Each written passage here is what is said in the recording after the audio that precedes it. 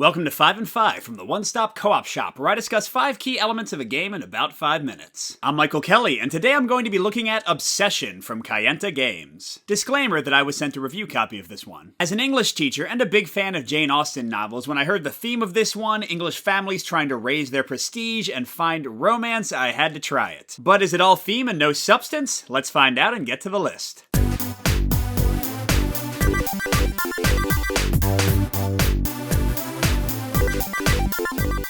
I'm going to start out with a pro for my number 5, which is an element of the game I really enjoy, and that's raising your family's reputation and prestige and using special actions to benefit from it. Many of the activities you undertake in the game and guests you invite will increase your reputation around this wheel, and every time you make a full circle, your prestige level goes up, opening up new possibilities of tiles to buy and guests to invite. And that's already a nice mechanic, locking the best tiles and guests away behind this prestige barrier and you kind of racing to fulfill it. But then the game adds on these special actions where you lower your reputation to gain an immediate benefit, often money. And this feels thematically perfect while also offering tough choices in the game. Do you decrease the thing you built up so tirelessly to get an immediate benefit so you can get that perfect tile or use that perfect guest? Speaking of guests and tiles, I'm going to focus on them for my number 4, and this one's a bit of a mix. On the positive side, I love the variety of guests you can get into your social circle, how some of them have negative effects and some of them lower your victory points but give you a ton of money. And on top of that, to focus on solo play for a second, I like how simple the AI's turn is. You just roll a die and remove a tile from the tableau, that's it. The only reason this falls down to a mix for me is again focusing on the tiles. Because money is so tight and the ones to the right side are so expensive,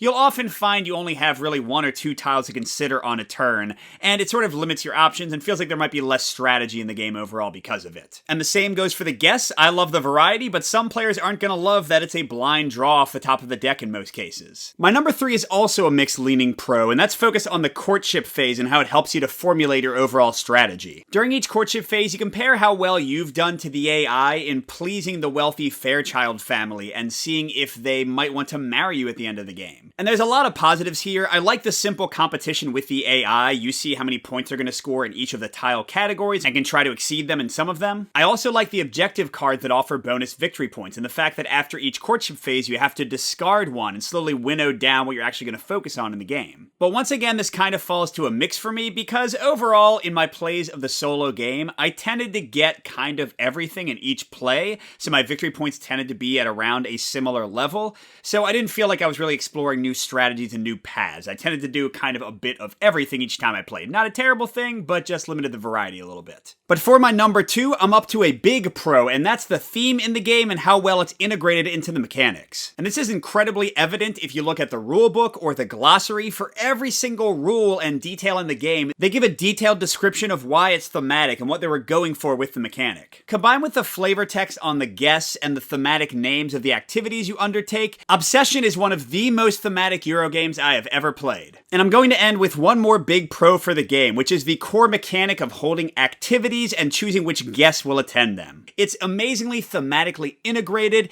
it feels fun, it has great emergent storytelling opportunities where you figure out why these two people are having tea together and what they're doing. If you get into telling those little stories, either solo or in a group, it can raise the fun level of this through the roof. Overall, I think Obsession is an instant recommend for anyone who likes Jane Austen or things like Downton Abbey, but even if those themes don't appeal to you, I still think this is a good one for light to medium weight Euro gamers who like decent strategy and especially enjoy a very simple AI that just stays out of the way and lets you play your own game. However, this game won't be for everyone. If you're a heavyweight Euro fan, you probably don't want to apply to this one, and if you really don't like randomness, the card draw and which tiles come out can really change your game, so that might not appeal to you. And again, the AI, if you want to call it that, is very simple and straightforward, so if you're looking for a full automa that feels like playing a real player, this one won't work for you. Good gaming, and I'll see you at the next stop.